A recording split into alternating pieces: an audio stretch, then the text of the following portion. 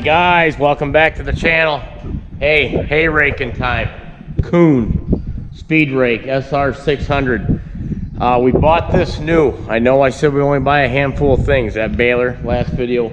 We bought this new. I had two New Holland rakes. You could run double. A lot of you guys probably know what those are, but our hay was getting so thick it just wasn't putting it together, and our hay binds got so wide that it wasn't able to reach it.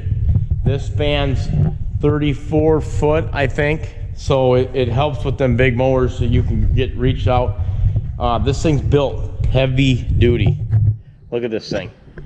We ended up getting this, and you could save, I think it was $1,500 if you assembled it yourself. So this thing came to us in crates and on pallets, and we were thought we bit off more than we could chew, but with enough of us running around here, Dad and 3 brothers, we figured it out. We got it together. Been happy ever since. This thing can rake. I spend a lot of time raking hay. Here's the tractor that we use this for blowing silage. Bought this used, go fast pipe. Put this front brush guard on it. Those are always important to have. I think the front fenders he put on it, we had them put on it. And that canopy, that thing, that's a must when you're raking out in these fields for hours and hours and hours. It does a number. It stays cool underneath that tractor, keeps the sun off you. These wheel weights, we want to weight this down too, especially when I was unloading chopper wagons. These look like they're off a farm-all. Those are old. We held them up there with a skid steer spear and made them fit. So this is my rig. We've had this rig, tractor, rake, few years now, so I've been pretty lucky to have that. It's a good setup. It works very well. And without further ado, let's hit the field. Let's go.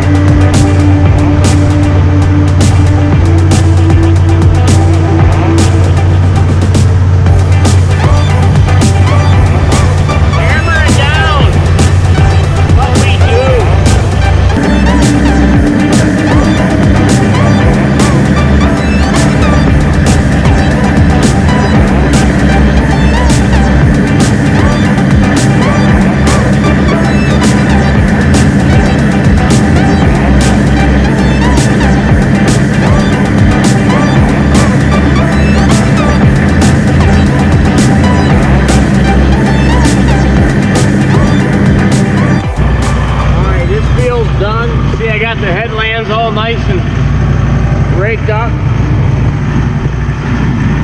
So I'm gonna move over to that field. I raked the headlands on that one first, so Mark could bail. They were a lot thicker. This is a new seating, so this was gonna be thinner and drier quicker. So I raked the headlands on that first, because when you're cutting hay, you cut the headlands, you got to turn on it. and he was worried that it was gonna mat it down, so he tedded that, raked it, baled it first.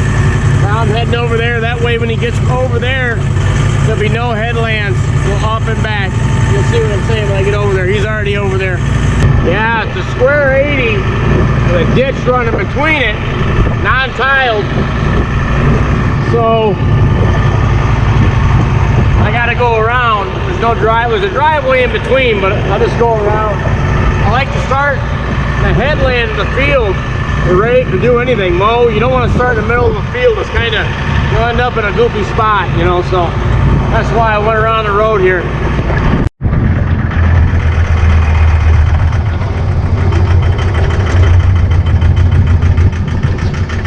He's got one windrow left. He'll work all the way around. He's in the back. I'll open up right here and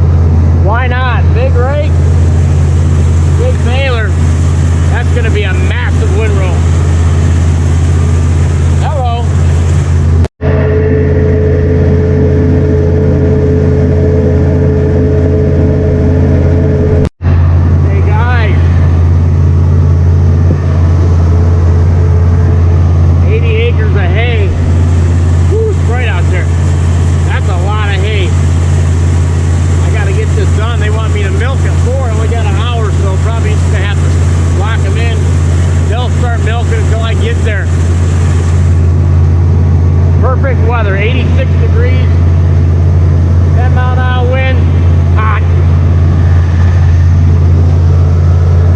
Woo, she's working now. That coon rake, man. Coon. So I ended up getting the rest of that rake, came back just in time, 4 o'clock. Milked the cows. Mark ended up bailing for, well, until it was done. I think it was 9, 10 o'clock at night. It's been so dry and hot though, he was able to do that. There wasn't any dew sitting in. Next day we got up, moved all them bales, got done milking, moved them all, and I'll show you some of that. Moved the bales, stacked them out here. This is on the back side of the farm. Out here, they're out of the way. When you need to feed the heifer barns, this is one carried over from last year. We'll get it fed. You can see the net wrap does a pretty good job. We usually bale enough so they're all fed. There's usually not much carryover, but we baled some oatlage bales, and that's why there's extra. Extra's fine. The only thing we could probably do with this down the road is, if we wanted to get real fancy, is you could put up a big hoop barn or something to stack all these in, opposed to just leaving them uncovered. But to be honest, I mean, this is set for over a year, and there's just not a terrible amount of spoil, so we're not too concerned about it. We stack them out here, move them in. Here's the round bale wagons. These are a year old, 2 years old, made by Horst right here. Tandem, heavy duty. These are welded solid. We bought 3 of them, brand spanking new. We got them shipped here in pieces. We had to put them together. Came out of Canada. Like I said, we're 45 minutes from Canada. Yeah, it's that way. And so we make a lot of deals through there. We have a guy we deal with, but you know, the tongues and everything, all the axles had to be put together, and it works good. We had some shoddy wagons, you know, but like you say, you work your way up slowly, and then we just sold them off, did pretty decent on them, just bought all new, because one field we took off up in North Branch, I mean, that's 20 minutes from here. You got to have good stuff when you got big bales like them and you're loaded down. You can't be messing around with junk, you know. It's not worth it. So as soon as we got done moving them bales, it took a better part of the day. I ended up having to start milking with my other brother, but Dad and Mark jumped in our hay mowers and they went to go knock down the first field we harvested of first cutting. It's already been that amount of time that second cutting's grown back. It's been so hot that they're gonna take it down. It's not gonna grow much more, and we need a place to spread manure. If you'll see when I start filming, there'll be the spot where we just been spreading along the edge of it. That's dairy farmers. You got everything planted. The wheat's not off yet, so you got to have a place to spread. So they're gonna knock that down. We're gonna get it baled up, and I'll show you.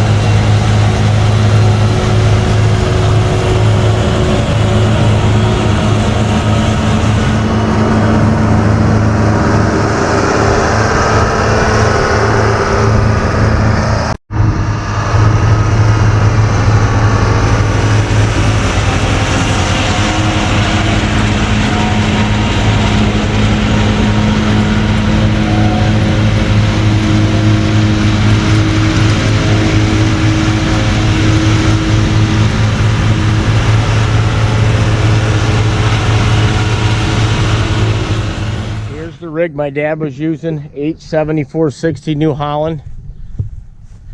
That's not stock. Okay, this is a comfortable. This is 15'6" or something. It's an odd size, but it's a bigger disc bind. We don't want anything smaller than that. This tractor come out of Canada, auction, 7610. It's a high frame tractor. It's nice for mowing. You can see a lot. We put this on. We ended up having to rebuild the whole muffler, and that thing, look at that thing. That's nice. It really finishes this off. This has probably got 7,000 hours on it, but when you pull this disc bind, full bore, full throttle with this sucker, and it doesn't smoke a bit. So it's a solid tractor. And this is a heck of a disc bind. We've ran it now for a few years. This rig's been the rig for a few years, our main one. And I'll show you the one that Mark was in. Here was Mark's rig. This is an older model, New Holland 1475, 2300 series hay bind, 18 foot. You can barely get this thing down the road, so we keep it at the main farm here, around the main fields where we chop. This thing's very old, but if you look, the cutter bar and everything's been rebuilt, shining. This thing runs like a sewing machine. So this thing doesn't owe us a dime. That's why we run it, and they're not worth a whole lot anyway. But when this thing blows, like Dad would say, you don't even try to sell it. You just cut it up and you scrap it when you're done with it. 4050 John Deere. We had this on the manure spreader. This is an old faithful grow. We rebuilt this 10 years ago probably. The motor, this thing is just a sound old tractor. Very versatile tractor. It works good on this. It's very comfortable. It's not as high as, say, like the other one I just showed you, but you know what, that's a lot newer tractor. That's a lot newer disc bind opposed to this hay bind. But for the money, you can't go wrong. This thing, it's nice not having to have a lot of money and stuff all the time. Okay, I mean, it's nice having nice stuff, but it's nice doing it the old-fashioned way too. You know where I'm getting with that. All right, guys, I think that's gonna do it. Done with first cutting. It's already starting second cutting. You know, that's how summer goes. Summer's flying. Next up after that's gonna be taking our weed off. We'll be getting this combine out. So it's never a dull moment around here. Plus we're milking the cows. It's been hot. It's been so hot. We need rain, but you know, that's the way it goes. So thanks for praying for Michaela. She appreciates it. She was overwhelmed by the comments, and so was I, really. So follow me, Kip Sigler Farming, on Instagram too. Hit the likes and subscribe buttons, and see you in the next video. Thanks.